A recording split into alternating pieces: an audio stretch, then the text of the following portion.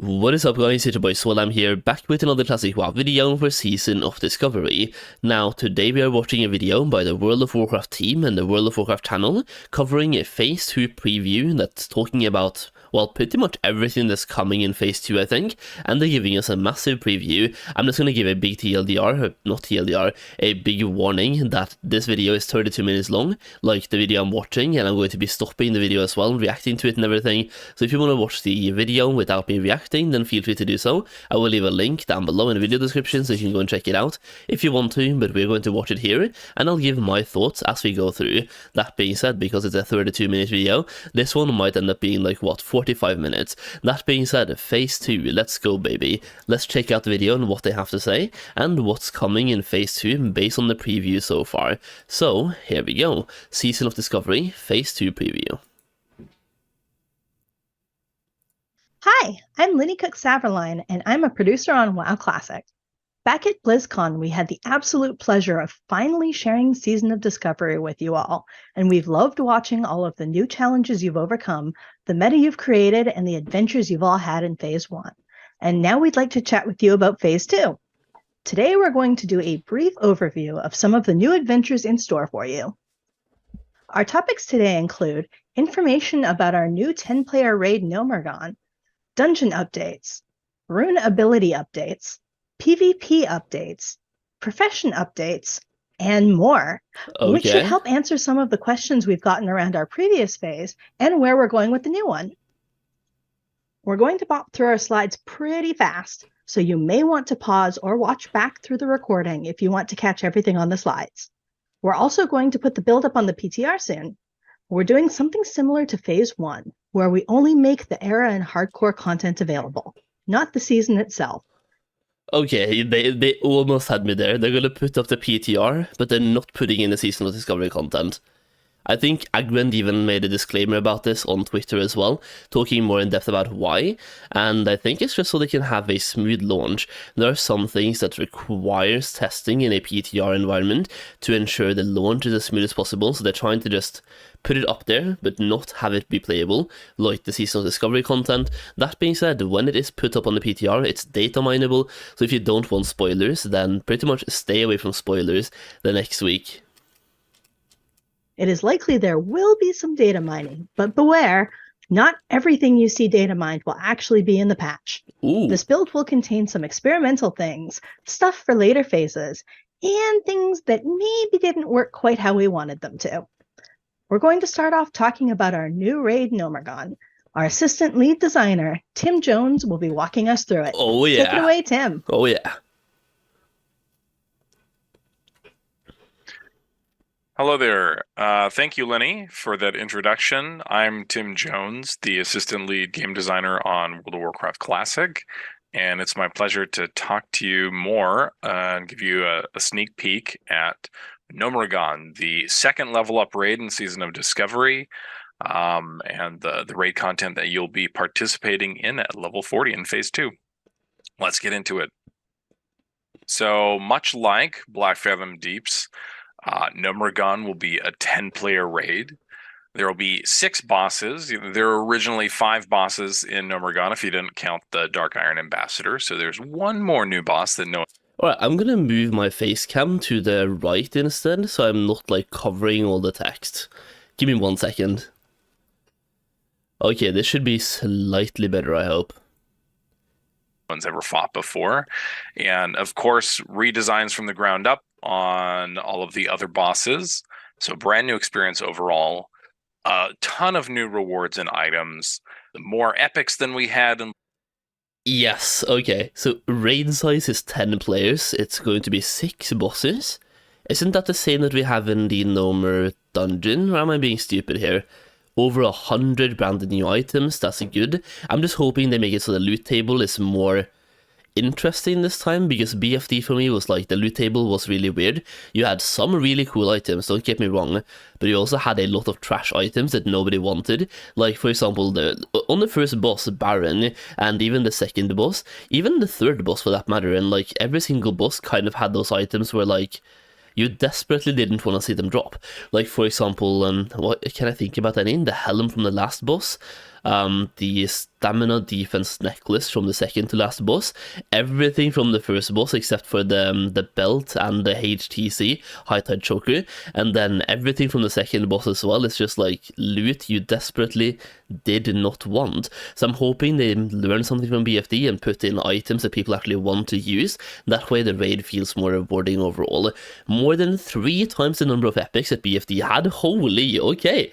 So every class and everything is getting an epic then, or what? That's really cool. I'm just hoping, well, actually, am I? I don't know. I was gonna say, am I hoping that the epics have a higher drop chance this time, but I don't think I do. What makes the epic is that not everyone has them. And even now I feel like every warrior and paladin does have the sword, almost every hunter has the bow. The only epic that is really epic now is the staff, if you ask me. Then we have new item sets, kind of expected that one. Up-leveled quests and rewards. Oh yeah, right, the normal quests. So, ooh, the legs. I remember the legs that we got for agility, for example, they were bis until level 50. So they're going to be really good now. And new profession quest chain. I'm betting that's going to be a brand new epic then, right, for Gnomeregan. That's really cool. I'm hoping like they have something for everything once again. So leatherworking, blacksmithing, tailoring. Maybe even engineering. Engineering would be cool. Black Fathom Deeps with more sources, different bosses than just the last 2 bosses, dropping those new item sets for classes to pursue. The quests and rewards have been brought up to level 40, and there's a brand new profession quest chain that leads into a pretty deep opportunity for people to find materials and craft a lot of really cool and powerful items. Find Josh the will materials. get into that more down the line. But some of the play spaces have had some changes. For people who aren't familiar with the Grubbus and Chomper encounter, you might notice that there are some radiation vents that weren't here. Those will perhaps play a part in this encounter. Crowd Pummeler is now in a different part of the instance. I wonder what kind of mechanics something that punches you really hard might have to do with being on a platform above a pit of death. Who knows? And there's a lot of excited onlookers ready for you to take on this robot. And Psychothermoplug, last boss of the instance, may have added some additional mechanical suits with different properties to his arsenal, and you'll have to face off against those as well. Ooh. Getting into a preview of the exciting... Okay, here we go. We have some loot. So the first thing I'm seeing right off the bat is Edgemasters Jr. Like, Bonk Maestro's Handguards. Just from the way that sounds as a crowd pummeler item from Bonk, right? Bonk throwing people off the platform. Could be, but either way increases fist weapons +5 and maces +5. Whew, okay. We also have a brand new trinket coming out, Domesticated Attack Chicken.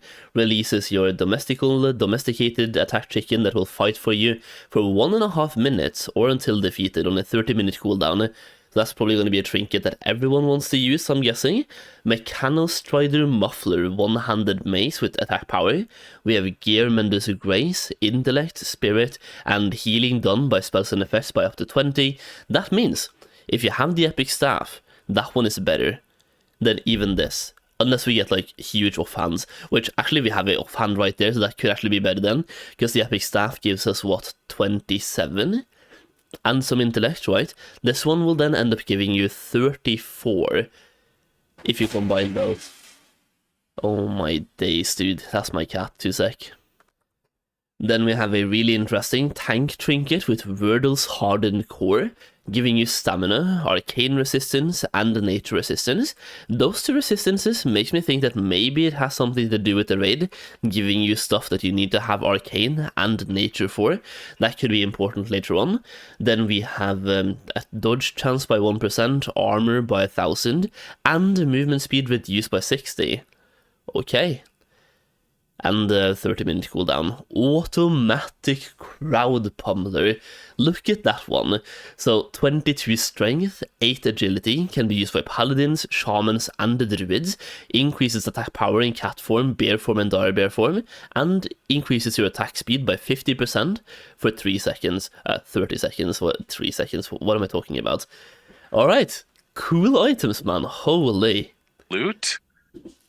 There's some Yeah, nods to old items. I think that one people will notice is the automatic crowd pummeler. Yep. No longer will you have to get individual manual crowd pummelers. You'll be able to pick up one and then use it over and over again with the cooldown.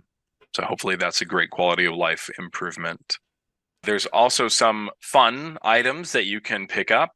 The Trog Transfigurator 3000, little Orb of Deception style transforming into a Trog.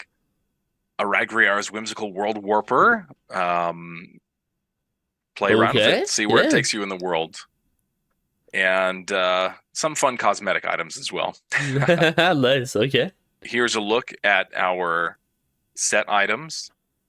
You can see that some set items actually have specific set bonuses for... Okay, so we have the Hazard leg plates, 13 strength and 12 stamina, and 1% chance to critical hit with melee and ranged attacks. The 2 set bonus is defense and also attack power, and 3 set is even more chance to hit. Yeah, so chance to hit, then you get crit chance on the actual item. Then you have Hyperconductive Robe, which has a lot of armor, some stamina, intellect, spirit, and increases damage and healing done by magical spells and effects by up to 18. Increases chance to hit, and also plus armor, so they're keeping tanks in mind this time around as well, giving them tank stuff as well from the set bonus. And then chance on spellcast to increase your damage and healing by up to 40 for 10 seconds. Okay, so from our set bonus we're getting basically a proc bonus or a proc chance. That's kind of cool, I'm not gonna lie. Then from the last one right here we have the Electromantic Chainmail. 4 strength, 8 agility, 7 stamina, 6 intellect. Improves your chance to get a critical strike with melee and ranged attacks with spells by 1%. Also restores 4 mana per 5 seconds. Okay, 2 set bonus, 24 attack power, 3 set, your attacks have a 5% chance of restoring 100 mana. Feels like they're trying to hit multiple birds here with one stone, making them basically usable by hunters, shamans, anything that could use mail that also uses spell power and agility and everything, right, at the same time. But then again, hunters do want some spell power, or not spell power, some intellect for their mana usage, and they want to get mana back. I think who's gonna benefit most from this though would be shamans, right? Unless I'm being stupid, but shamans really would benefit a lot from this, getting both agility, intellect, chance to hit, chance to crit with melee and ranged attacks, and with spells by 1%. Like, shamans are double dipping on absolutely everything here. That looks really, really good to me. Really, really good and really, really cool. Some classes. And we also have tokens now that will drop instead of having a gigantic loot list that contains all of the set pieces, and you're getting frustrated if the same set piece drops for a different class every week. We've introduced set piece tokens that can be used by everyone for a specific piece of your armor. So you can pick, if whoever loots the boot token will be able to turn that into a vendor to redeem it for their set piece boots. That is such a good change. I like that so much. Like, just let me know, how many times have you run BFD and the druid set piece drops and you don't have a druid? Or like, just set pieces drop that nobody needs, and then you're like, oh, why did this one have to drop, dude? So instead of doing so many runs through the raid and hoping for the exact right tier set to drop, we can have tokens and then hand those in.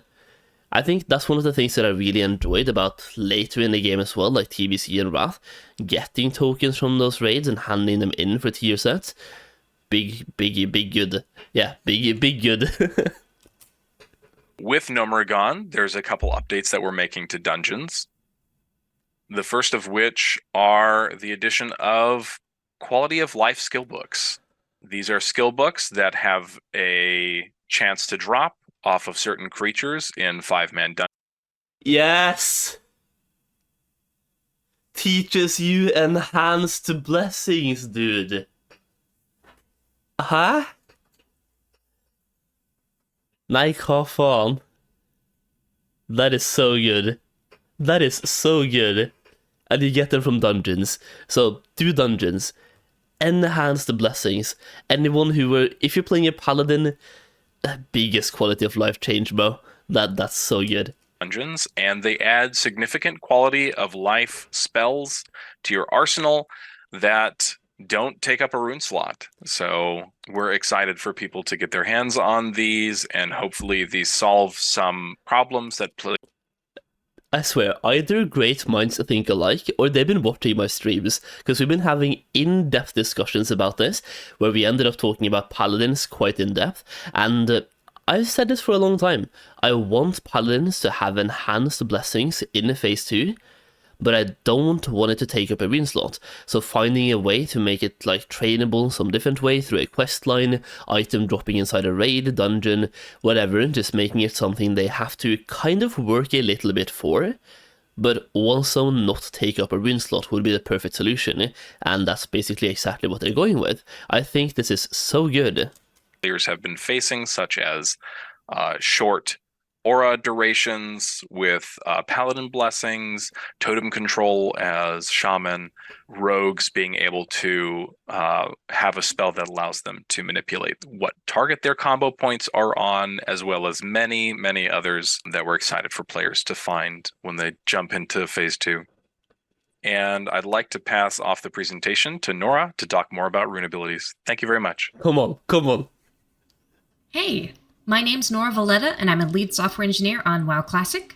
The team is very excited for you to head out and find those new rune abilities coming soon in Phase 2 of Season of Discovery. I'm here to give you a sneak peek at some of those abilities, so let's dive in. Paladins. Sheath of Light will cause damage dealt with your melee weapon to also increase your spell power. It'll also cause your critical heals to apply an additional heal over time on the target. Okay. Guarded by the Light will cause your melee weapon hits to restore mana over time. However, the amount healed by Flash of Light, Holy Light, and Holy Shock will be reduced by half. Hunters. Melee Specialist is a passive ability which will reduce the cooldown of Raptor Strike, cause it to trigger instantly, and each usage of Raptor Strike has a chance not to trigger its cooldown. Melee Specialist will also remove the cooldown of Mongoose Bite. Trap Launcher allows you to place traps at any location within 40 yards, and allows you to place your traps while in combat. Additionally, your fire-based and frost-based traps have separate shared cooldowns. Warriors. Rallying Cry is a defensive ability which can be activated to increase the health of all party and raid members within 40 yards. Blood Surge gives some of your abilities a chance to make your next slam instant and cost no rage. Rogues.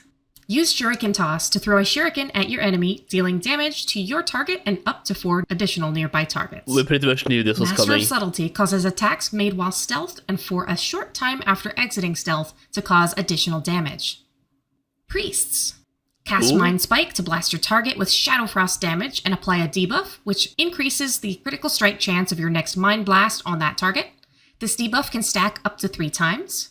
And fan favorite from future expansions, Pain Suppression can be cast on a friendly target to significantly reduce their damage taken and increase their resistance to dispel mechanics for a short time. Warlocks. Invocation. When you refresh some of your damage over time effects while they have less than 6 seconds remaining, instant damage will be dealt to your target equal to 1 tick of that spell's periodic damage. So you no longer have to worry about refreshing your dots at the exact perfect moment. Dance of the Wicked will trigger a buff which increases you and your pet's dodge chance anytime either of you deal a critical strike to an enemy. You'll also both gain 2% of your maximum mana when that happens. Mages. Where's the destruction runes, bro? I guess that last one would be usable, but like, underwhelming. Let's see a mage. Missile Barrage gives your Arcane Blast, Fireball, and Frostbolt spells a chance to reduce the channeled duration of your next Arcane Missile spell by half, reduce its mana cost to 0, and cause missiles to fire every 0.5 seconds. I've been asking for not missile barrage, but what is it called again? Arcane barrage or something like that, where you just fire something instantly instead of the missiles, but this one is pretty much the same thing. This one is really cool. Yeah, I want to be a mage healer again. They're really fun to play, and this would just enhance the gameplay so much, making your arcane missiles spell, like this channel duration, half as long, and reduce the mana cost to nothing, and missiles firing every half seconds. Huge. Static Preservation is a really cool new spell that allows you to store some of your arcane, fire, and frost energy for later use. You can only hold this energy for a short time before it combusts and expires, but you can unleash it to heal a friendly target. Okay. Shamans.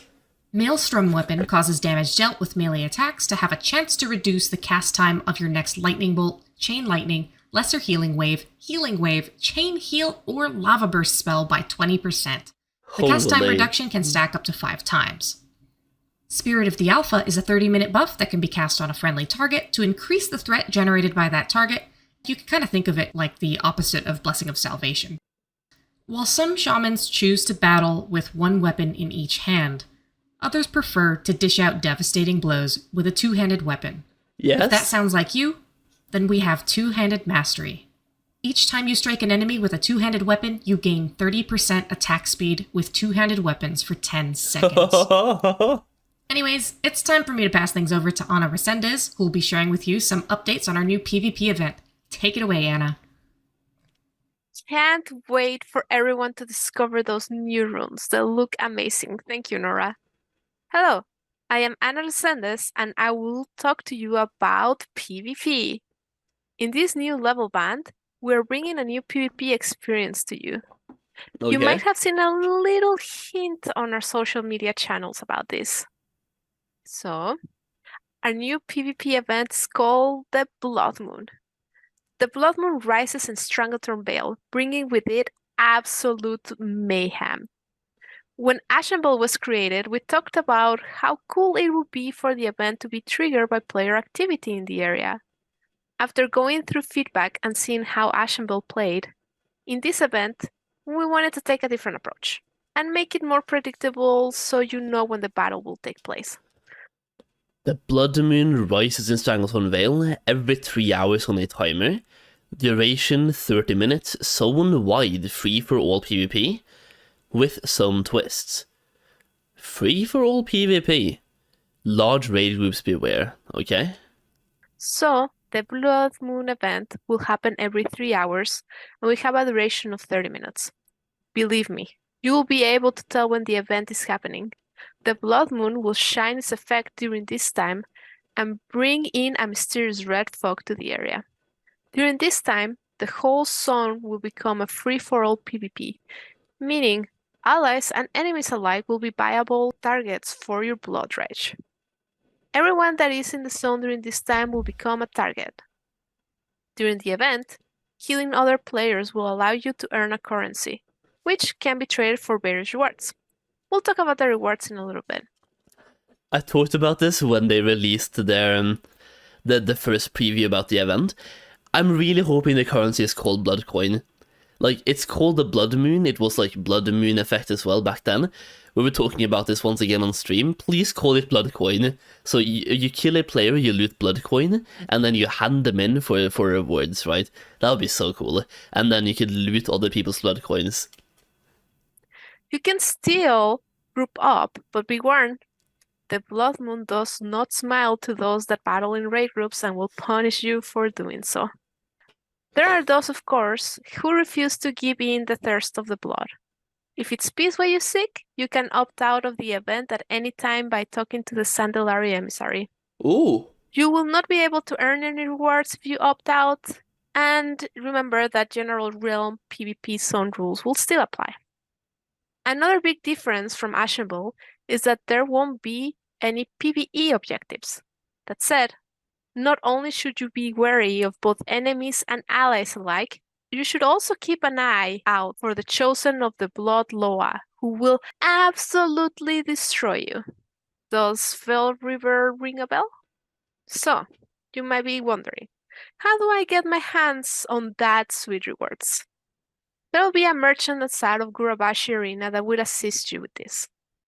What about the rewards? Well, there are dozens of new class-specific. Hello? Unique equipped Blood Moon 1.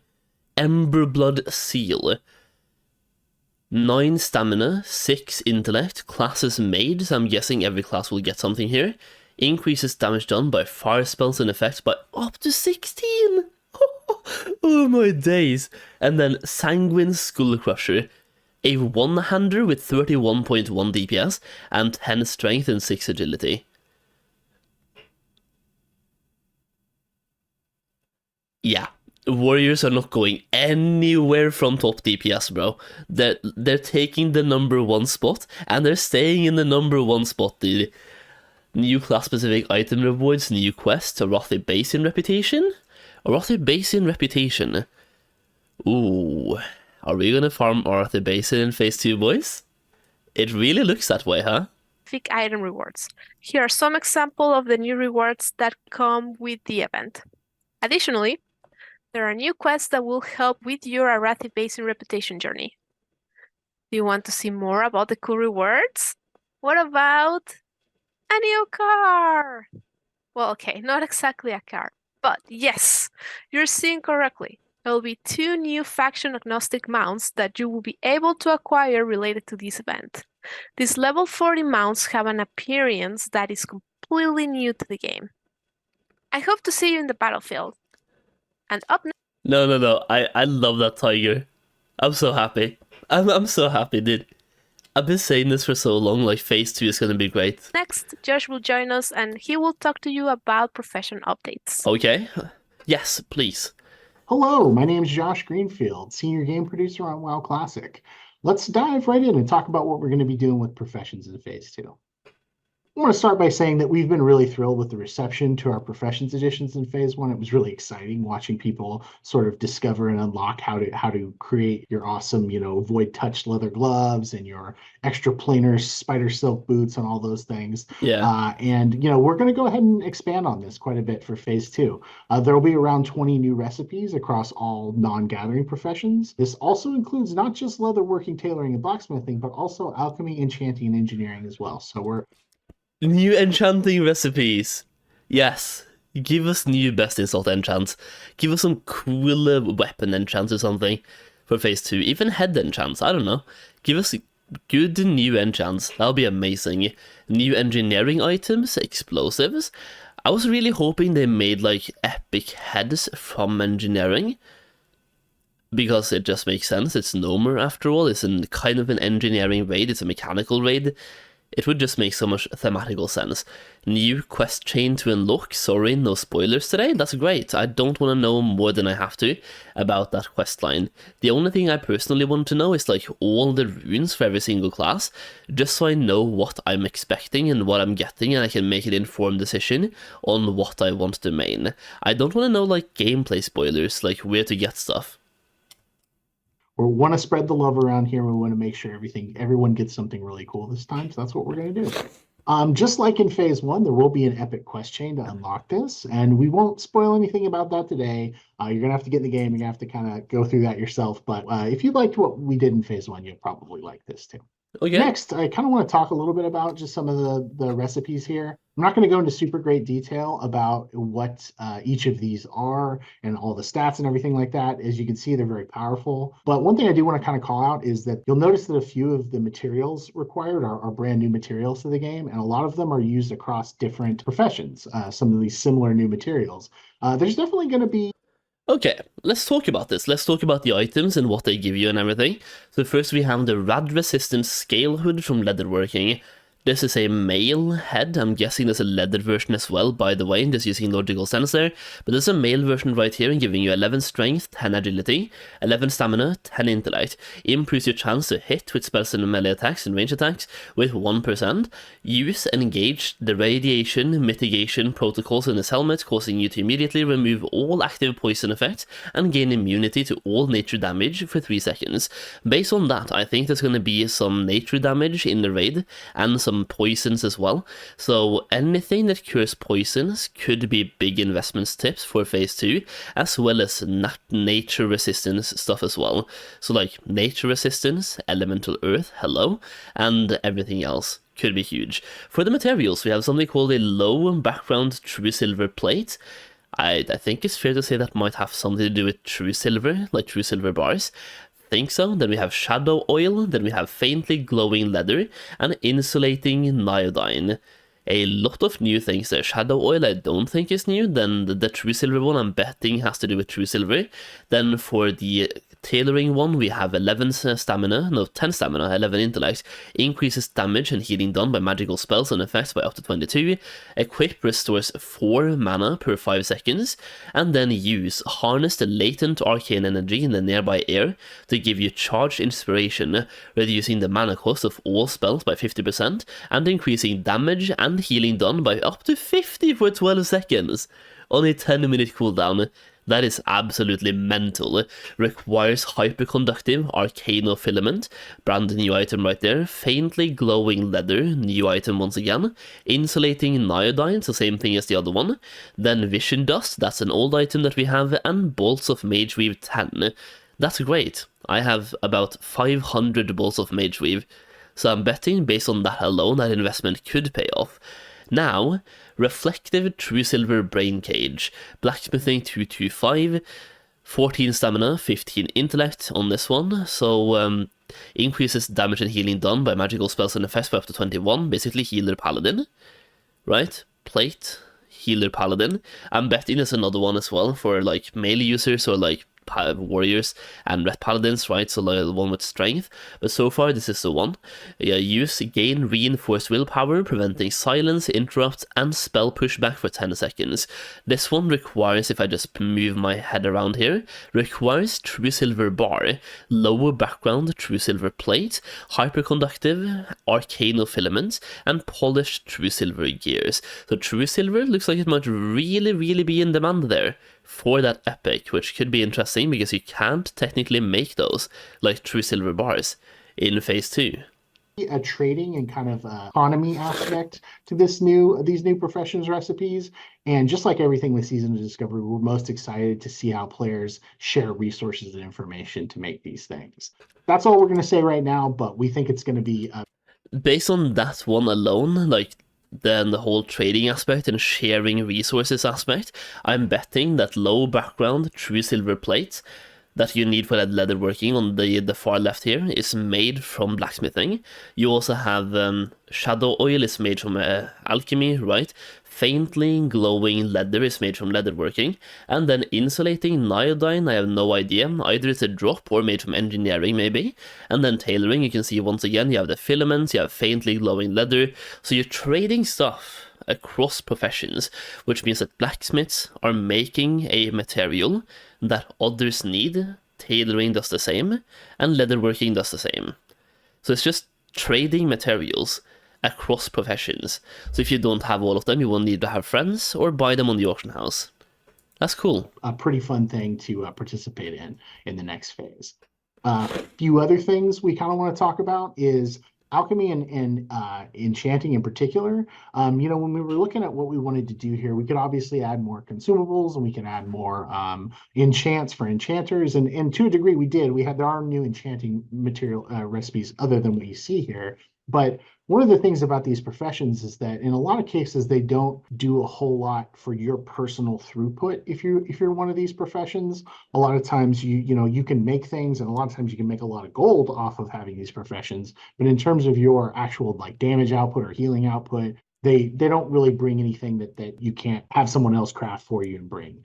So that's what we wanted to try here. In particular, if you'll notice on the left side, there's this new enchanted sigil innovation. And what this basically is that this is kind of like a world buff that you can carry around in your bag and give to yourself.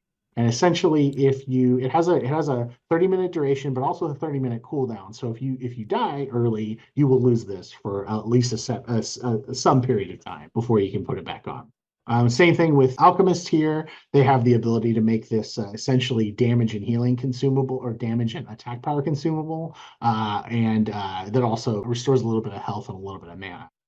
So that's just something that's a little unique for them this time. And we hope that you like these things. We're looking for feedback on this sort of stuff for future phases. That's So now that we've huge. kind of gone through an overview, phase 2 and some of the things that are coming in it, we do want to kind of, I guess, hit a few of the frequently asked questions that we've gotten recently about things in phase 1 and some of the issues that have popped up and how we're addressing those, as well as just some curiosities about what else is coming in phase 2 and how specific things will work. So we're going to dive into a few of these kind of FAQ items and try and burn through as many of them as possible to give you a better idea of kind of what's going on and what our thought process on some of this stuff is. So let's just go ahead and hop right in. We will start today talking about raid schedule. We thought we'd start here because this is a pretty hot debate in the community right now. We've seen a lot of great feedback on this and have weighed a great many perspectives about, kind of when we should release 1 week Should delay. we have it available from day one, or should we wait maybe a week or some other amount of time to unlock it globally at the same time? While it's impossible, we feel, to do something that will make every single person happy, we do think we can strike a bit of a compromise here. We understand that, the server or world first race is not just about who can zone in first. If the raid unlocks at an arbitrary global time. And for a large group of players, it's also about who can get in the fastest after leveling. And it's very exciting for them to see what they can do when they're under geared or maybe without their full toolkit of runes and other pre-raid items. And so, that is one argument we've heard in favor of not delaying it. And we think it's a very compelling one. It is very exciting to participate in that and to watch that. On the other hand, though, if you're one of those players, the many players who really like to take their time leveling, we realize that 3-day lockout puts you in a position where you may miss several lockouts before you hit 40. And while it's pretty unlikely to actually matter all that much in the long run, as you will have plenty of lockouts this phase, it does still feel kind of bad. And one of the things we wanted to avoid with this season was too much feeling of FOMO.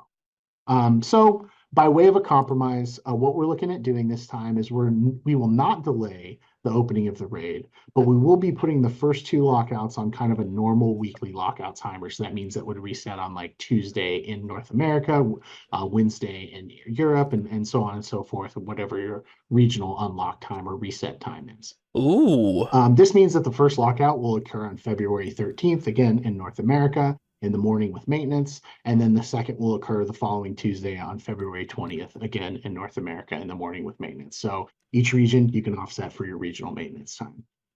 What this allows us to do is, enable folks who really want to push day one to get in as fast as possible and get that first world first or server first clear, or just the bragging rights of saying you did it first.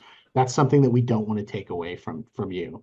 But this also reduces the number of lockouts that are possible in that time period, so that players who are leveling a little bit more casually or at a little slower pace may not feel like they missed out on as much.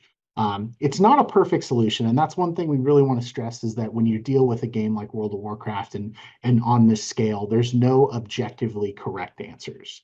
There are every decision we make, there's going to be people who like it and there's going to be people who would prefer something else. But we feel that this acknowledges both major perspectives without really depriving either group of something special. So we really hope that you like it, and we're going to keep looking at feedback on this. If this is something that works out well, we may carry this forward into future phases, and if not, we may just go back to the drawing board and try something else. But we really, really, really appreciate the ton of feedback we've gotten from the community on this. We've been watching social media, we've been watching forums, we've really been watching a lot of the commentary on this, and we couldn't have nothing we do without looking at and listening to what you guys are saying. So thank you so much for that. Next thing we want to talk about a little bit is PvP matchmaking. We realize that it can be frustrating to get matched against a full pre-made when queuing solo. However, we do still have significant concerns about completely bifurcating PvP queues into a separate PvP or small group queue. What this means essentially is if you're in a group of 5 or less, you'll have a dramatically higher chance to also get matched against groups of 5 or less. And if you're in a group of 6 or more, same deal, you'll have a higher chance to get matched against larger groups or full groups. If the queues are long or the matchmaker can't find a good group that fits within these parameters after a certain amount of time, it'll abandon these rules and go ahead and match you with the first available so you can at least play a game. But by and large, we feel that this will help the situation a lot for those who just kind of want to queue up solo or just with a few friends and not feel like they're always going against a pre-made. We do want to stress again, though, that we firmly believe that activities like not a perfect solution, but better than nothing, and pretty damn good to be honest. The only problem here is that the new meta will be to have a strong 5-man pre-made, and just hope that you get 5 other good people. Because if you're doing 6 people now, you're guaranteed to be against a pre-made, 10 people guaranteed to be against a pre-made. So 5-man, it's a bigger chance of at least having a 5-man pre-made versus randoms. So I'm guessing the new meta is just going to be a regular 5-man, and probably a very strong 5-man pre-made. PvP battlegrounds are just more fun and less stressful when players group up and coordinate. We can understand that if you just want a PvP and you don't want to join a group for it, it can be a little bit more frustrating than you feel it needs to be.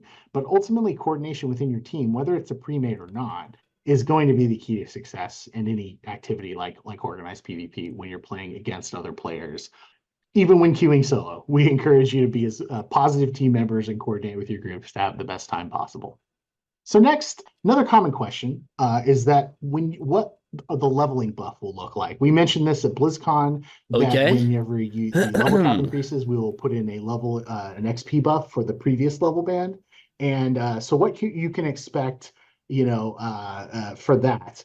Also, we've gotten a lot of questions about what you can expect if you say you've done all the quests available to you at level 25. And what do you do for leveling it, from like 25 to 30 if you've done all those quests? So for the first question, we'll be providing a flat 50% XP buff from the 1 through 25 range, so that if you do start a new character or a new alt, or if you have a friend that's joining in phase 2, you should be able to get caught up to level 25 fairly quickly with that buff.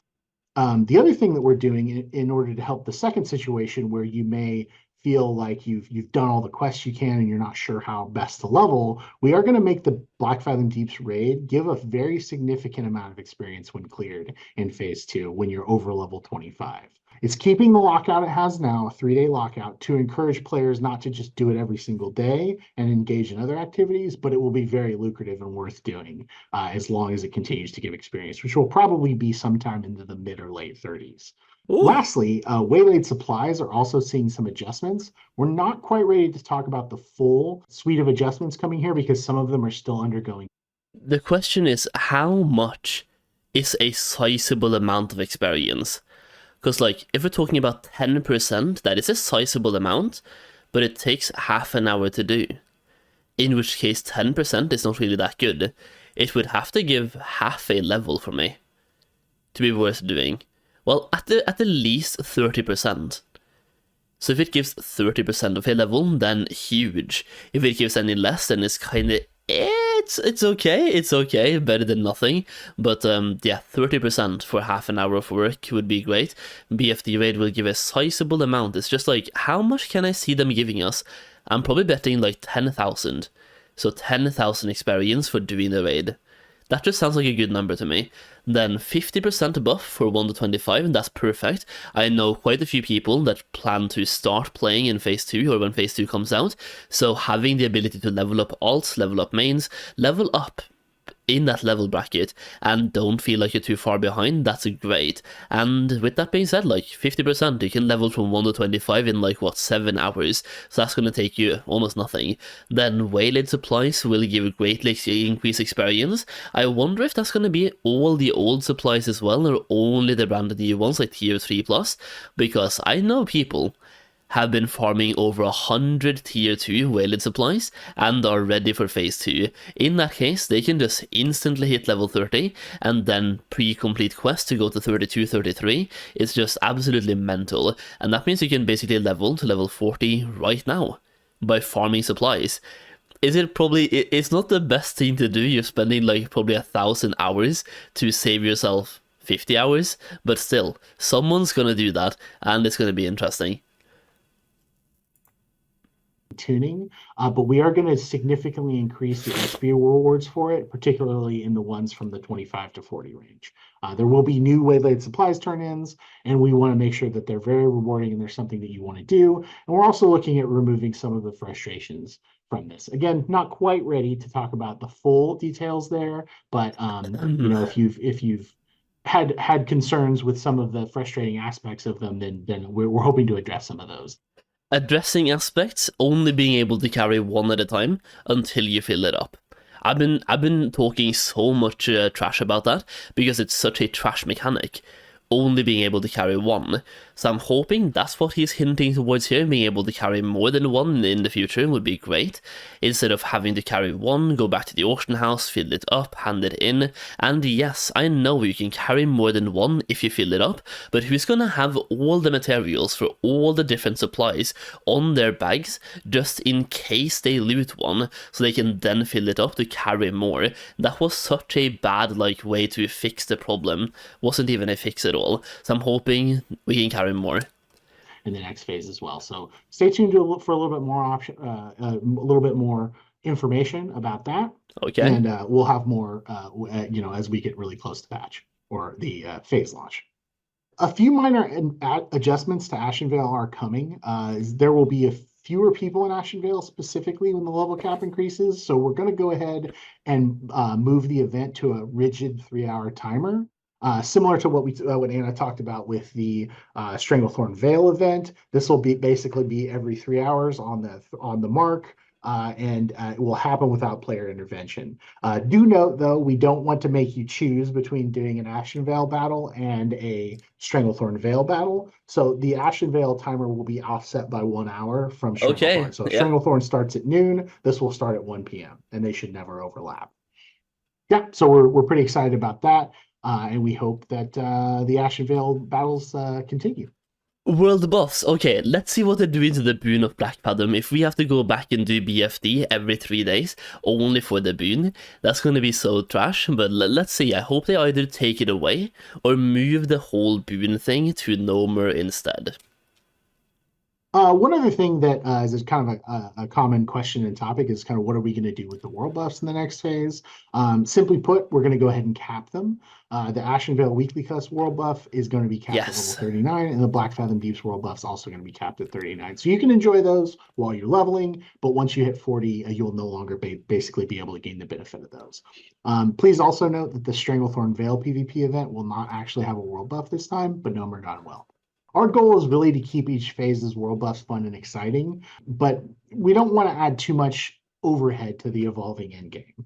And we don't want it to be a slog to have to go all over the world to get all of these world buffs. And especially once we hit 60, we don't want you to have to slog through going all over the world and getting every world buff. So that's where we landed on that. We're obviously open to feedback on any of this. So please let us know what you think. No, that's great. Profession specializations. This is another really hot topic in the community. Just like with phase 1, when we capped professions at 150, with phase 2, we will be capping them at 225.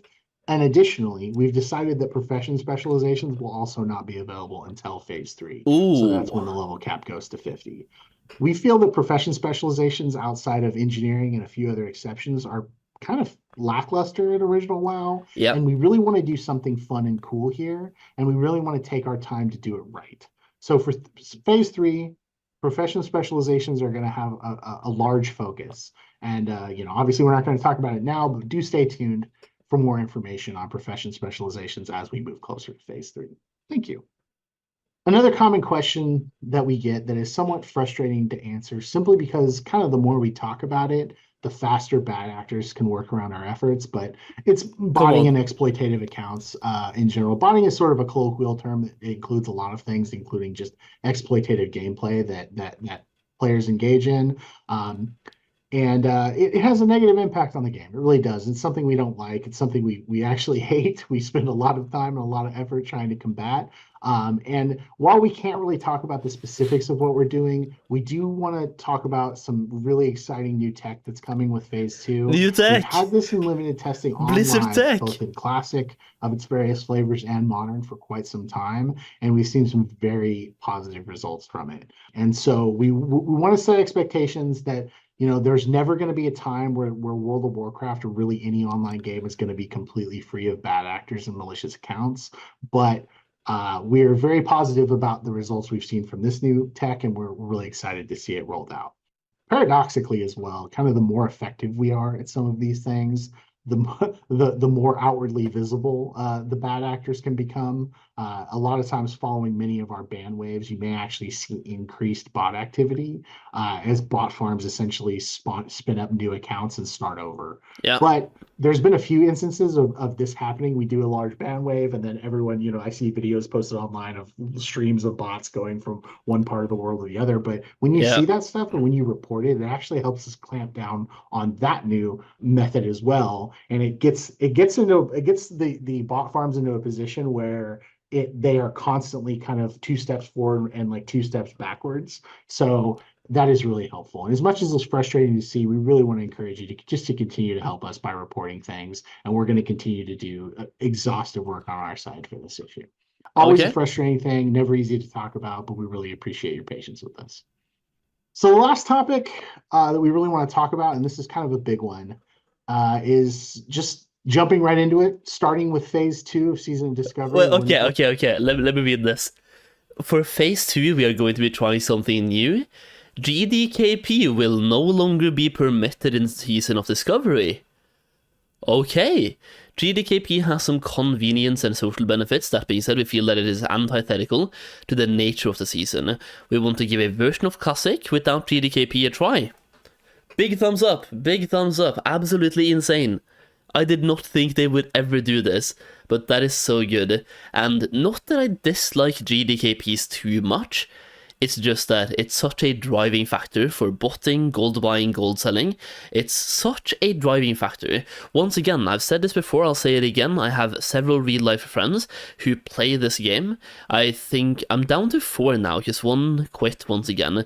Out of those 4, 3 of them do GDKPs. All 3 of those are also buying gold. I know for sure, they've told me, and I've tried to get them to stop, but they simply just can't be bothered. They're just doing GDKPs, buying their gear, and buying their gold as well. And the same thing is Wrath as well. Have people for playing that game, doing GDKPs, know what they all do, and they buy their gold, because what they do is they buy gold, do the raid, buy their gear, and be happy. So it's just like, GDKPs have become such a driving factor to RMT. I know that a lot of people hosting GDKPs as well are literally making full-time incomes from selling the gold they make through GDKPs. GDKPs in themselves are not the problem, but the fact that it's such a major tie to the whole real money trading economy, RMT, and botting, gold buying, gold selling, it's so much connected to that whole thing that it becomes part of the problem. Or not just part of the problem, a major driving factor in the problem. So I think this is great. It could be really fun to see what this will be like, and it's going to be interesting to see if those GDKP users are just leaving the game now, or actually playing. It will show whether they were doing this just for RMT, or if they're actually having fun doing raids. Because like, if they enjoy playing the game, they will stay and do regular MSOS roles or do guild raids. I think this will make it more fun to do guild raids as well, because something we've seen in my guild, for example, we accept everyone, and we've had 2 or 3 people join us, get full bis, then leave, and start doing GDKPs. So they're using our guild to get their gear, then start doing GDKPs. It's so trash, so for me, I'm really happy about this change. We're going to be experimenting with a new policy change. GDKP will no longer be permitted in Season of Discovery realms. And to kind of recap, for anyone who does not know what GDKP or gold bid raids or dungeons are, it's essentially a raid or a dungeon run where the loot rules is that all loot that is distributed is essentially purchased with gold. So an item will drop, it's then put up for bid by the loot master or whoever's doing the loot, and interested parties then bid gold for the item. When the highest bid wins, and when the gold is received, it's split within the participants of the raid. Yep. This is something we've been discussing for a very long time on WoW Classic, and it's not a decision we've arrived at lightly.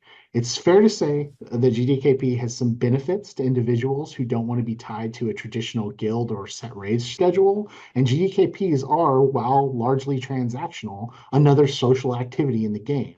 and we're always hesitant to discourage anything that gets people in groups and playing together. However, we do remain concerned that GDKP erodes traditional guild and social structures that are in many cases the basis of our most fond memories of original World of Warcraft. And it's undeniable that GDKP contributes to and drives a lot of malicious accounts, illicit activity, RMT, botting, all of the things we just talked about. Season of Discovery is highly experimental in its nature, and we take chances, and this is another chance we're taking.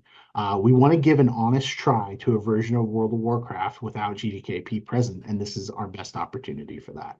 So as of the launch of Phase 2 on February 8th, GDKP will no longer be permitted in Season of Discovery.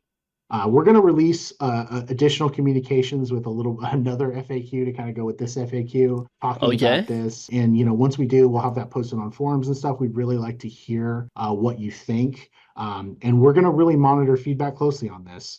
This is a test, and ultimately this decision came as a result of your feedback. And so, we want to hear more of what you think of this. We want to hear how it goes as we move through this next phase. And if it doesn't work out, we'll revisit this policy for future phases. We really appreciate everyone who has expressed that feedback and concerns on this topic. Thank you.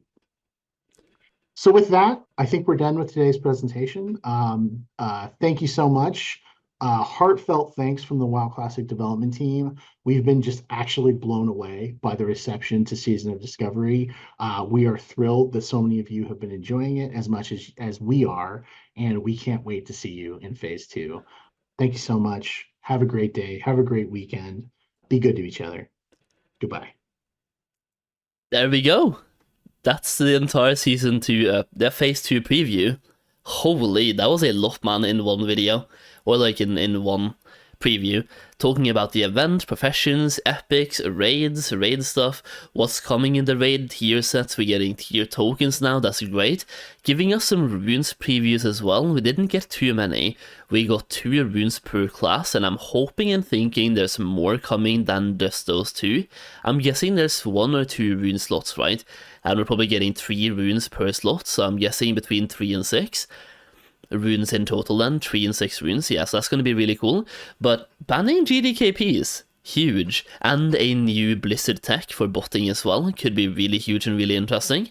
Phase 2 is going to be great. I've been saying this for so long, but I mean, first of all, level 30 to 40 is my favorite level bracket in Classic WoW, so for me, this was always going to be the most fun bracket, but also just Phase 2, having Gnomer be the raid, sounds more interesting to me than BFD did back in the day, at least before Phase 1 came out. BFD sounded a little bit boring, but it ended up being really fun, so I'm hoping Gnomer has the same thing, but it already sounds fun, so I'm hoping it's even more fun doing Gnomery, and then Stranglethorn Veil for PvP, that's gonna be insane. Free for all PvP as well. I can't wait, man. We have 1.5 weeks, so I guess 1 week and 2 days now left until Phase 2, so very soon we're gonna be playing Phase 2, boys. Either way, that's me reacting to this. It's been almost 1 hour now of me watching this clip and yeah, talking about it as well. So if you made it till the end, please let me know in the comments down below, and let me know what you're most interested in or most excited for in Phase 2. That's pretty much what I have for you today. Once again, thank you so much for watching, and as always, I will see you again very soon. Peace out.